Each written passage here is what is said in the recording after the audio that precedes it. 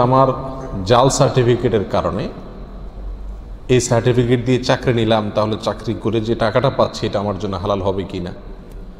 আমি পরীক্ষার হলে নকল করে আমি পরীক্ষা পাশ করছি, সেই পরীক্ষা পাশের সার্টিফিকেট দিয়ে চাকরি নিলাম যার গোড়ায় গলত আছে, তো সেই চাকরির টাকা আমার জন্য খাওয়া হালাল হবে কি না।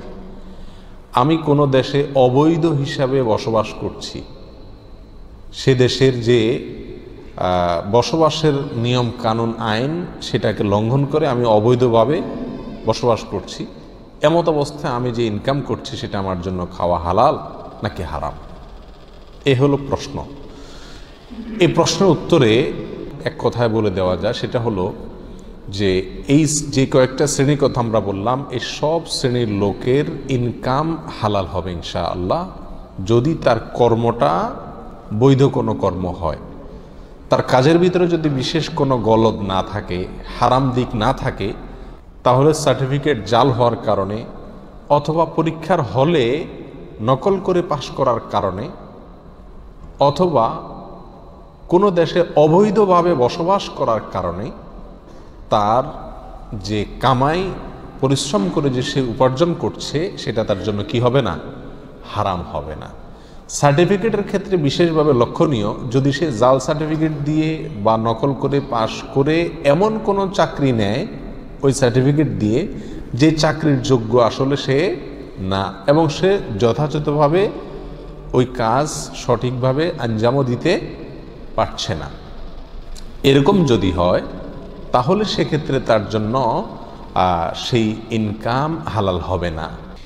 এর বাইরে এই কাজগুলো জঘন্য অপরাধ, এতে কোনো সন্দেহ নাই। একজন মানুষ সার্টিফিকেট জাল করলো, সে প্রতারণা করলো, নবী আলাইহিস সালাম বলেছেন, মান গাশশা ফালাইসা মিন্না, যে কাউকে ধোঁকা দেয়, প্রতারিত করে, সে আমাদের উম্মত নয়, সে আমার উম্মত হতে পারে না, সে আমাদের লোক না। অর্থাৎ জাল সার্টিফিকেট দিয়ে চাকরি নিলেন বা সার্টিফিকেট জাল বাইর করলেন, এর মানে আপনি প্রতারণা করলেন, ধোঁকা দিলেন মানুষকে, মিথ্যা সার্টিফিকেট পেশ করলেন।